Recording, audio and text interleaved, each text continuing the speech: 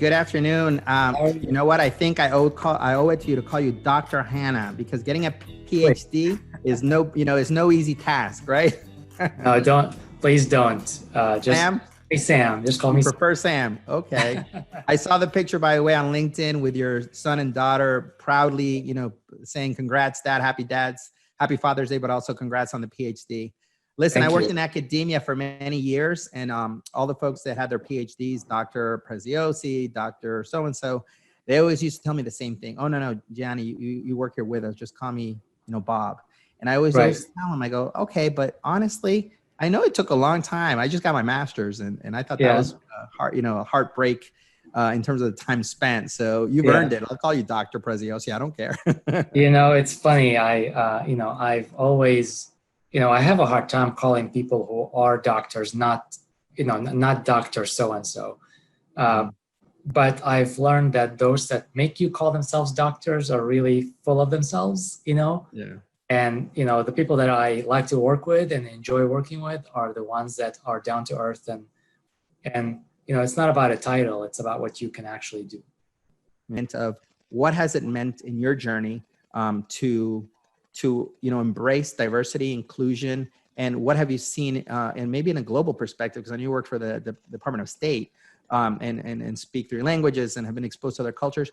What do you see in terms of equity of knowledge, equity in whatever shape, form that you've experienced? That would be super important, because I'm trying to elevate that conversation and that narrative. So Sure. go ahead. If you could tell us a little bit about yourself, that would be great. Sure. I appreciate it. And thanks again to Kathy for setting us up together. And, I appreciate the time that you both are spending with me today. In a nutshell, what I do is really kind of a labor of love, if you want to call it that. I am a lifelong learner. I always have been. I love to read. I love to explore different ideas and perspectives. And that's what led me to, acquire languages and acquire degrees, in some cases. Um, so to me, it's about not just learning, but actually doing something with what I'm learning and applying it. And that's something I take with me into the classroom, into my what I do, my consulting work, everything. It's all about translating knowledge into action. So, and as maybe you saw through my profile, I've been always focused on the value that's created based on my work, and whether it's in consulting, when I was in the consulting world, whether it's in academia. It's always about, okay, why are we doing what we're doing, and how is it going to make the client or the student improve, have Right. a bigger, better impact. Is that what you're kind of looking for? Yeah, no, it's Yeah. your truth, right? It's what you've lived. And so part Right. of that too is everyone has a story, right? So I'd like to Sure. hear what your story is, for example, and bring us back to Sure. who influenced you in your life to have this thirst for knowledge that would Mhm. take you to learn Arabic, Italian, and French, right? Sure. Many of us just speak one language. We're lucky if we have two. I'm bilingual, hablo español, and I know you can entender eso with your Italian accent, with your Italian Very background. close. But tell us through that, like, who helped and shape that sort of mindset, if you will. Sure. So we in my family immigrated to this country when I was a young teenager, and I spoke Arabic. Arabic is my native language. Okay. So I spoke Arabic, as a little kid, and then I came to the United States when I was, 13, 14, and I did not know any English. And I remember when I first enrolled into school, and they gave me all my books, and they were all in English, and I realized really quickly that if I were to be able to succeed, I needed to really find a way to get through this. So, I started studying, and I started, I would hold a, chemistry book in one hand and a dictionary in another to learn how to get it all connected. Mm-hmm. So that was kind of when I first started, realizing that I really need to apply myself and pick up the skills that I lack. And, obviously my family and my parents were very encouraging, but it was the hard work was mine to do. Nobody could have taught me that. So I slugged through it and got through it. And I was successful, and I, graduated high school, went to college, and the same thing is true in college. I learned that I needed to apply myself and learn. And so, I studied hard and I played hard and, started a fraternity and did all of that stuff, but I was still focused on success and getting to that next level. So, I would say, my story is really about challenging myself to do better and to do something bigger. And, this most recent experience with the PhD, I didn't need it. It was something I wanted to do. And, I thought, why not? Let's do it. And I was able to finish my PhD in less than 3 years, which they told me it would take 5 to 8 years to finish. Right. So that's been kind of the experience that I've had. And I also, when I work with my clients and when I work with my students, I'm always pushing them to realize a larger goal than just what they think they want to do, and then driving them to do that. And that's been very successful for them, and it's been very successful for me. So talk me through that mindset. And by the way, me being a first generation Hispanic American, my parents came also from Ecuador, so South America, with my 2 brothers, myself in '84. So I understand that migration of coming, different language, different culture. But, tell us a little bit about how that's impacted you when you were, let's say, in academia, because I know you're a dean and you do coursework there at American University, I believe, correct? Yes, in Washington, and also at DC, yes. George Washington University a bit. And then tell me also on the private sector, because there's, as you know, they're totally different, academia and the private sector. So how has that impacted your sense of leading a team of also diverse folks within your team? What could you dig out of your kind of your vault of memories that have shaped how you think about diversity and inclusion? Sure, absolutely. So I look at everything with a very much a global perspective, global macro perspective. And again, my upbringing shaped that. My, integration into American society shaped that. However, I have always been very keen to understand other cultures and languages and, backgrounds. And to me, diversity is all about, your upbringing and what you've done and how your growth shaped who you are as well. So, even since, college, I interacted with so many different cultures and so many different friends from different countries. And I really enjoyed that and really cherished that, because what I've learned from them has been, it wasn't just enlightening for me, but also empowering, because I learned that there are multiple ways of thinking about the same thing and different perspectives. So, in the real world after college and the consulting world, I use that to my advantage in working internationally and in, selling and closing deals and, delivering deals with various international companies, I would automatically, burst into a different language to the surprise of peers, because I can do that. And that a lot of times tipped the scale in our favor when we were pursuing a proposal, for example. Whether it was Arabic or Italian, that really definitely, helped. And it also built a lot of trust when people identify with people like themselves sometimes. And so if I'm speaking to a contingent in the Gulf in the Middle East, and I burst into Arabic all of a sudden, that will get their attention, So things like that have really, enabled, my advancement, but also my varied perspective. And most recently, back in this past fall, in fall of 2019, I went to the Middle East on behalf of the State Department, as a healthcare envoy, and I presented to various groups there and government officials around artificial intelligence, around machine learning, the innovations in healthcare, the future of healthcare, future of work, all of that. and to a great fanfare, because I was able to connect with the culture and to be able to exemplify or share related traits or related styles that they're used to. I ate the same food, I drank the same drinks, I was able to converse, with them. Sure. So that was definitely important. So all of these experiences have really led me to really understand and appreciate the value of a global perspective, and also understand where the gaps might be, and how do we bring education, technology, healthcare to fill that gap and to provide that equity that you're speaking about. Mm-hmm. In the age of COVID-19, for example, Yes, COVID-19 does not know whether you're American or Ecuadorian or Middle Eastern, or it doesn't matter, right? Yeah. And that has been very clear in the way some of these outbreaks have happened, and the way public health authorities in various countries have been able to respond.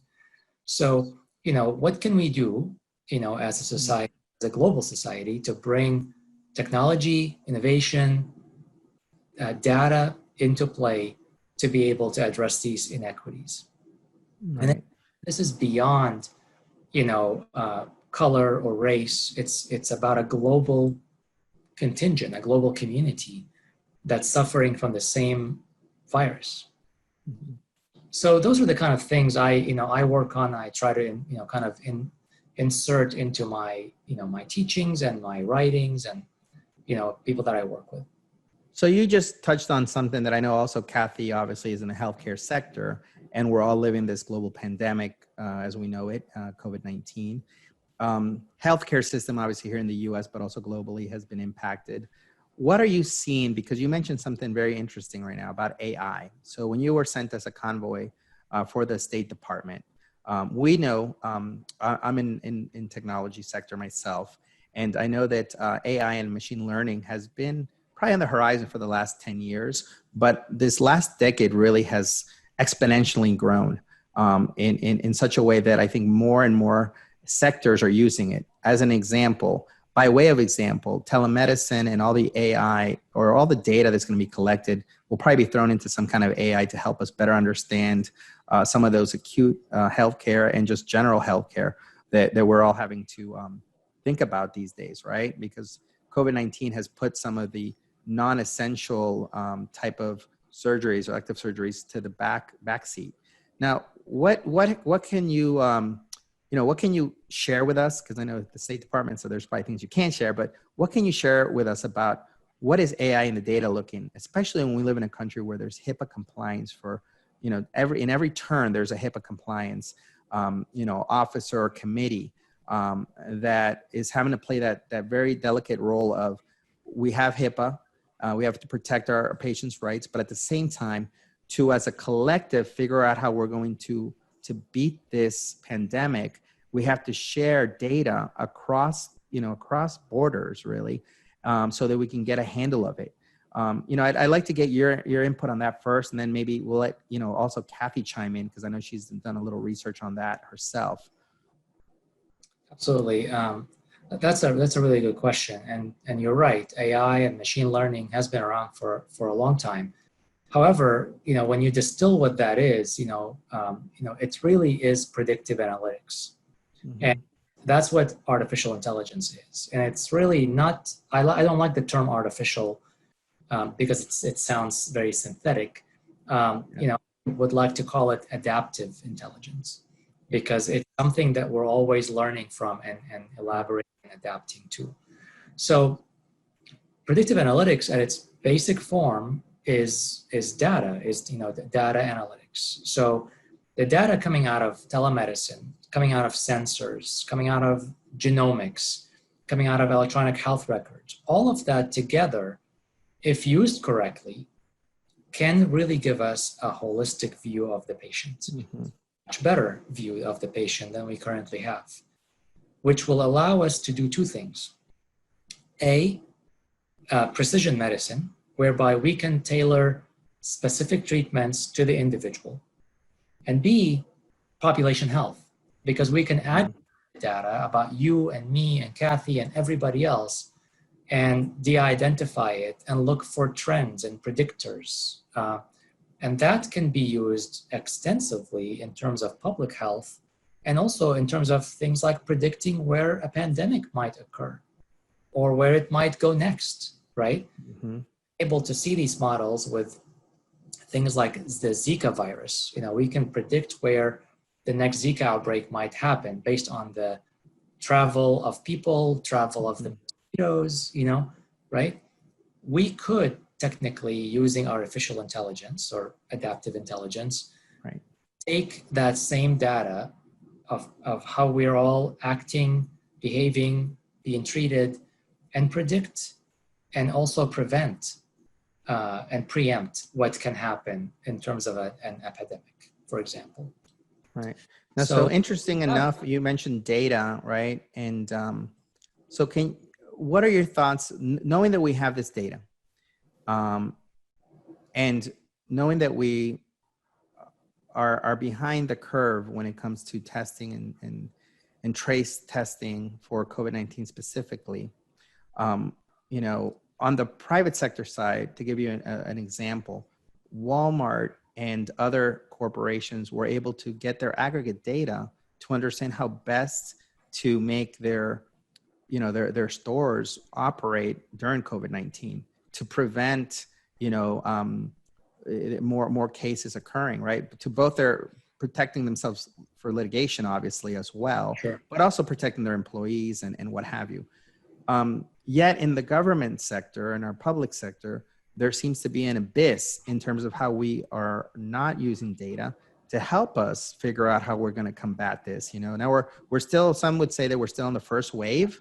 And General MacArthur, the 4-star general, was on a podcast that I also listened to, and that mentioned that, the military are all about data when they're planning any kind of operations, especially overseas. It's data comes first before they can start initiating plans, whatever those plans are, right? So where are we in terms of the government's attitude towards data that, that we haven't utilized in this specific, pandemic here in the US? What are your thoughts about that, and what's been the holdup of us sharing more data internally, CDC to state health departments, Florida, Texas, California, you name them? What are you hearing or seeing out there? Sure. So we suffer from, in the public sector and in the healthcare sector, we suffer from a chronic condition of silos and data silos. And while companies like Walmart or Amazon have been able to quickly alter their supply chain to adapt and to get us the delivery of toilet paper or whatever it is that we're buying because of a pandemic, quickly and still within a few days, in healthcare and in public sector government, especially states, they have archaic systems. They are not, they don't have the expertise or the will to bring it all together in a much more predictive capacity. So we have data. Data is everywhere. We're overwhelmed with data, especially in the public sector and healthcare. But there is a reluctance to bring it together. There's a lack of skill to bring it together. And also there is a fear of bringing it together because, as you know, from a cybersecurity perspective, healthcare is one of the most attacked and compromised, databases, out there. So you bring all of this data together and then there's a cyber attack. And what happens? All of that data, now that it's connected, is breached. Black market, right? And breached. So there is a lot of fear around that, which has, frankly, kind of put us behind, in the sense of utilizing that information. So the thing about data is that, data by itself is great, but data is just, when what you want to do is convert data into insights that you can make decisions from. And if you cannot get insight out of the data, then it's garbage. Then it's just sitting there unused. So, companies in the private sector have been able, some of them, not all of them, have been able to convert data and make it into insights that they can make decisions from. That's why you can, order your groceries and go pick them up. That's why you things delivered still, and things like that. But in other segments of industries, that has not been the case, and healthcare is suffering from that. But I am optimistic because I think COVID-19 has really kind of provided a catalyst for technology in healthcare. I mean, you see how fast everybody moved to telemedicine. Yes. Because there was no other option. Yeah. They were under the gun to do it, and they had to do it. So that's really important. So, Kathy, we've been talking and discussing right now with Dr. Hanna, with Sam, about data in the midst of HIPAA compliance, data in the midst of public sector versus private sector. So we were discussing how Amazon and Target and Walmarts of the world have been able to take the aggregate data and help, or their organizations kind of have the right approach to dealing with COVID-19. In your space and in what you do in your consulting and such in the healthcare sector, what are you seeing around data? What are you seeing around its impact, or, what are we looking to accomplish in the next foreseeable a year and a half as we're going through this global pandemic? Well, I'm looking at the data specifically to do with the rise of the COVID. I mean, we thought we had this under control, but looking at the statistical area, we've had such major peaks within the last 3 days. That's what I always look at, the statistical data. And I don't think we have it under control whatsoever. And they talk about a second surge. Well, I think there's only going to be one surge. And so should we all be using masks? I guess that's what I'm keep questioning. Should we just close down the country for a while? It's perplexing. I don't think we have any control over anything anymore. I don't know how you feel about that, Sam, or not. Well, I can't say, I am not so close to the data to be able to predict, and certainly I'm not in the CDC or in the government space, but I think some of it's common sense. I mean, we know certain things work and certain things don't work, So the question is, can we as a society and as a global society, are we able to do more of what works and less of what doesn't work, right? And that's what the public health officials are calling for. If we know something is working, whether it's a face mask or whether it's washing your hands, do more of that, right?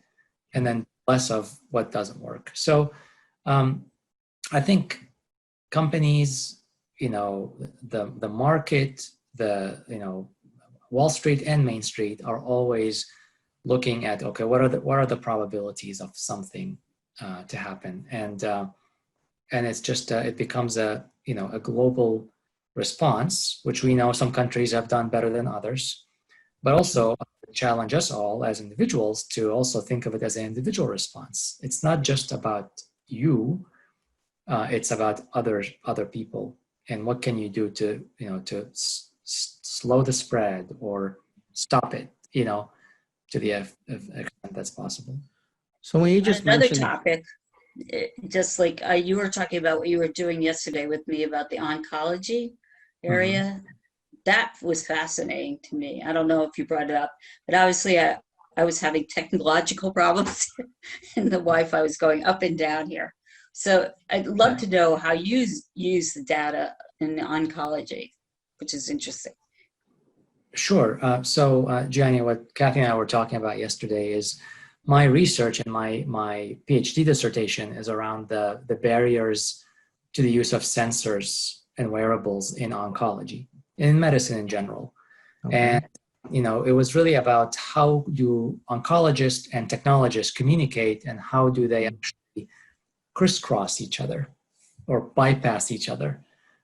So, other disease domains like diabetes, like Alzheimer's and others, they have found a successful way of integrating sensors into use. And the objective here is to improve patient care, improve Sure. outcomes, reduce cost, improve access, etc.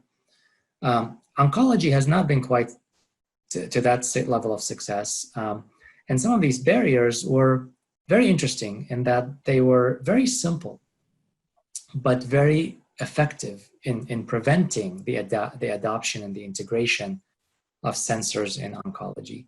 One of the simplest one is that technologists, startups, medical device makers, Sure. etc., entrepreneurs don't understand what patient care in an oncology setting is like. So they're not talking to the oncologist. And at the same time, oncologists don't want to introduce a new device or a new treatment if it's not fully vetted, if it hasn't been, through clinical trials, if it hasn't approved. FDA approvals, right? Mm-hmm. Things. So there was almost like an impasse, Mm-hmm. pointing the fingers at technologists saying, you don't understand us. And technologists were pointing the fingers at oncologists saying, you don't have time for us and you don't want to integrate our devices, right? So those are things that were happening. Additionally, in healthcare, especially here in the US, we have a very unique system in that, the payment models really impact what is adopted.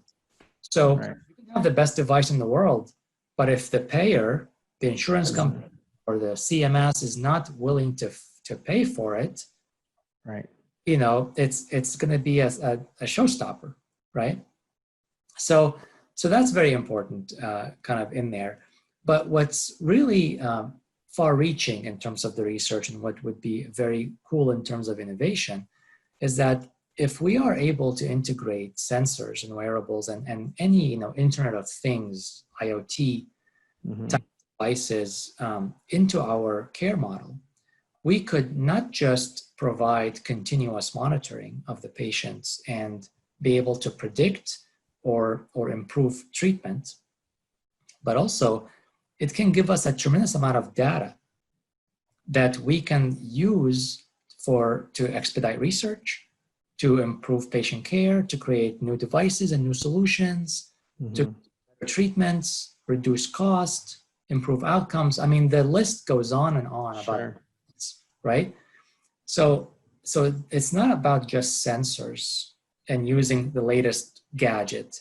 It's about what can that gadget do downstream and how that information coming back to help us basically create better medicine. Right. Can you just describe, because you're going to be speaking to a group of people, about what you consider to be a sensor? Sure. A sensor could be any device that is connected to your body, whether it's, could be as simple as like an Apple Watch, a Fitbit.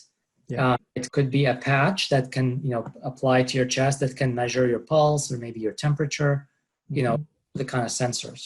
There's also nanotechnology type sensors that can be, implantables under your, could be ingestibles.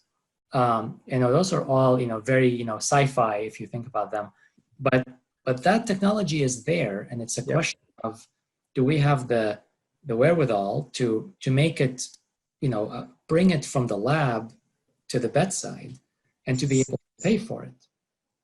Right. So, speaking of that in COVID, I mean, now we take temperatures. That's a sensor in a way, right?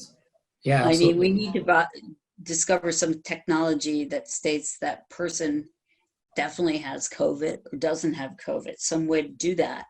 That would be the answer to not have, trying to get this vaccine approved so fast through the FDA. Absolutely. So, if you're a thermometer device maker, you've been making a lot of money in the last 3 months. All of these thermometers, right? But it seems to me though, and in the device sensor space in medicine, there's obviously already devices that are even for treatments of pain that are implanted near vertebrae. And that's a huge market in the medical device industry, and has been vetted by the FDA for probably a couple decades now. So as you're saying, there's already predecessors of these technologies working by the different, medical practice areas, not so much. an oncology, I haven't heard about it too much. But would you say that part of it is because of the other issues around it, like you just mentioned, how is it going to get paid? Does it have to go through how many rounds of clinical trials do you have to have? Especially one thing, if it's like a Fitbit, it's just kind of wearable on your wrist. Another thing is if it's actually a little more evasive and it's actually with some kind of even minor surgery underneath, your skin. What are you seeing in terms of legislation? Since you are sort of from the State Department and know that a lot of these things have to go through the halls of Congress and our House of Representatives, what kind of roadblocks or do we have lobbyists that are really pushing for this for the right reasons, by the way? What do you see that's happening in DC? So these are all great questions, and let me just backtrack for a second. So the FDA process historically has been very cumbersome, and I'm hopeful and optimistic that process will be much more streamlined and improved to be able to bring better solutions to market faster. In the traditional sense, it takes about 17 to 22 years of time between an innovation that happens, somebody discovers a new method or a new molecule or a new the lab, to bring it to market. And that's all because they have to go through a very rigorous process of trials, stage 1, stage 2, stage 3, all of that. And that is very expensive. And a lot of times these innovations just die because there's not enough funding to keep them going in trials. So think about the thousands, if not millions of people around the world that could have been helped by that technology in that time span of 70 to 22 years, right? So that's been, an Achilles heel of innovations, sometimes for good reasons, because we obviously want products that have the right efficacy and effectiveness boost. We don't want to just give people anything. But at the same time, this process is very discouraging and very long and cumbersome. So again, I'm optimistic that, we're seeing more of a push to speed up this process, to make it more efficient. And I'm hopeful that, and we're seeing some of that right now, with some of these tests and vaccines testing happening with COVID-19, that otherwise would have taken a decade, right? Right, and it's also interesting they're using off-label or drugs that typically are not used for, Yes. we're talking about Yes. Resomere. Exactly. But the other thing is legislation in the age of technology and innovation. Legislation always lags behind because you have technology evolving so fast and moving so fast that it's impossible to create legislation to align directly with it.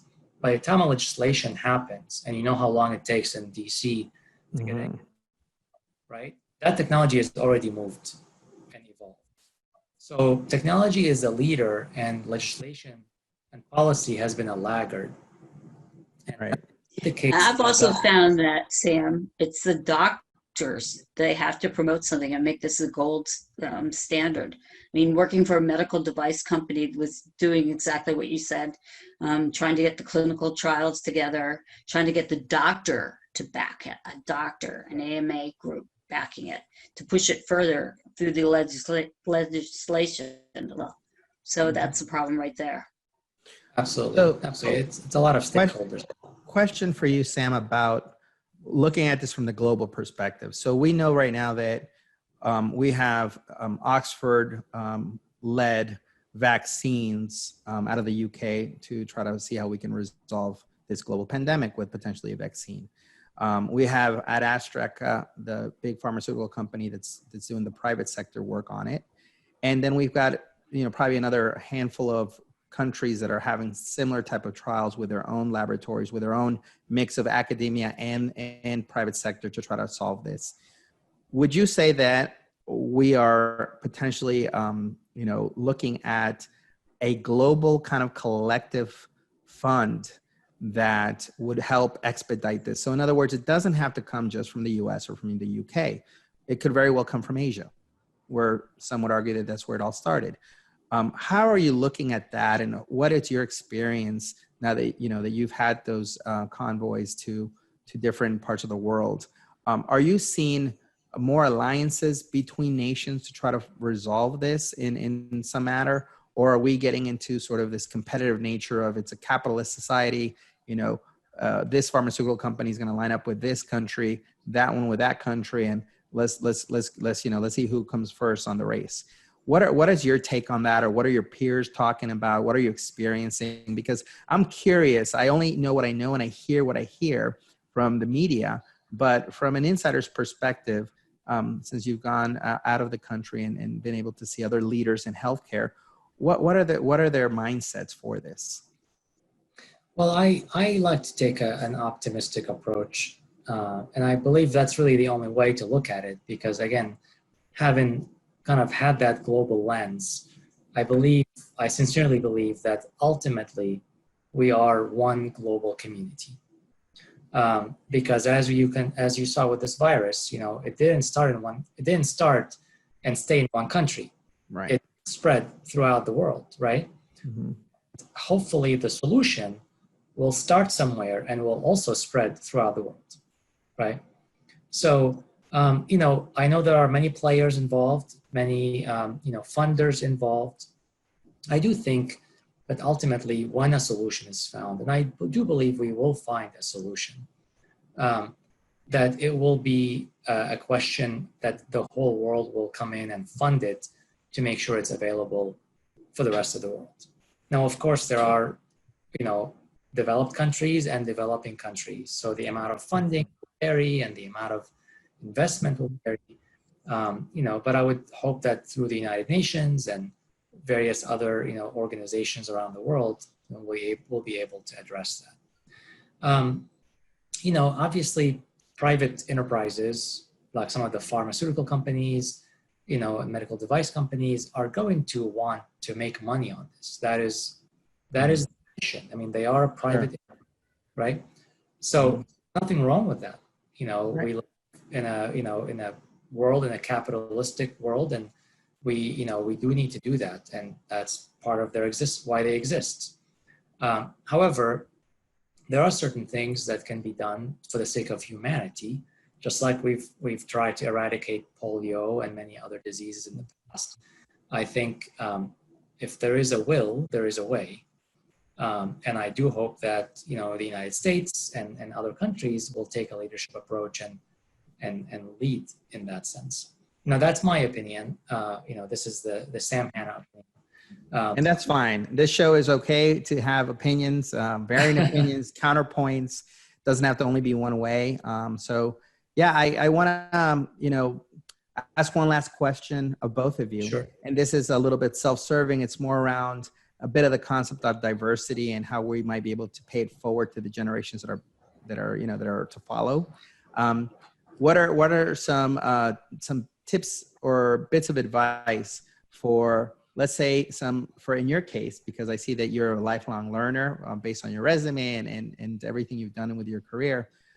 What would you say to those that are in grad school and college and are pursuing their degree in healthcare, public healthcare, or what have you?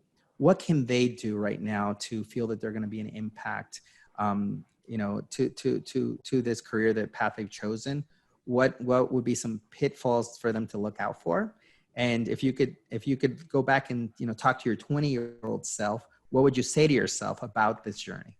I know that's like 3 questions in one, but I think that okay. if you can answer those would really be helpful for the future generations that are coming up.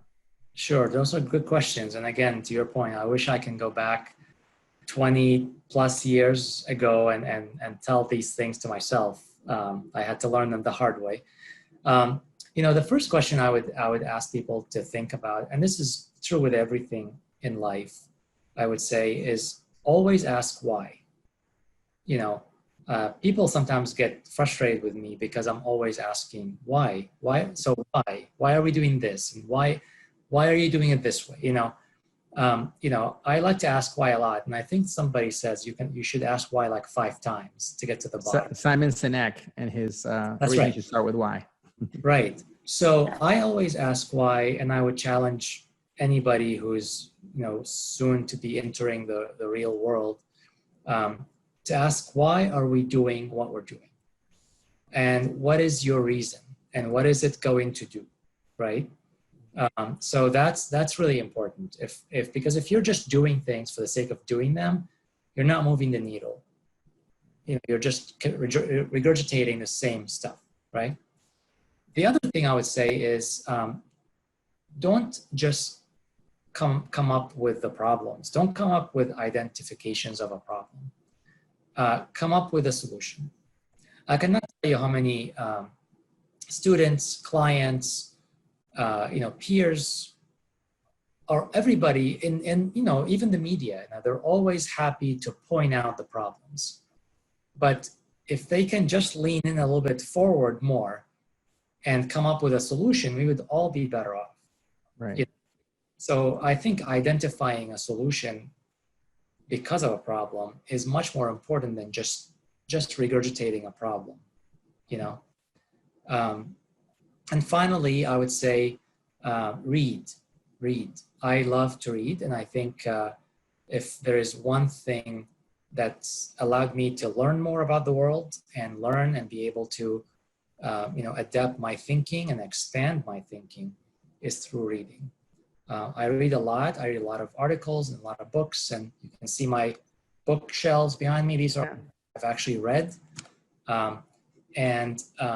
you know, that's really important, because I think it's easy to just, you know, listen to the media or watch TV and forget about the critical issues in the world and the critical thinking, because it's, you know, TV and the media is supposed to be about watering it down so much to the point where it's so easy to just take sound bites.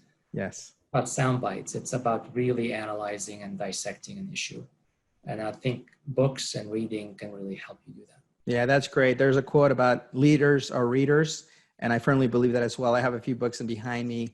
And nowadays, there's no excuse. You've got Amazon's got Audible. There's ways that you don't have to literally get a physical book to read and gain some new knowledge and perspective. So I second that for sure.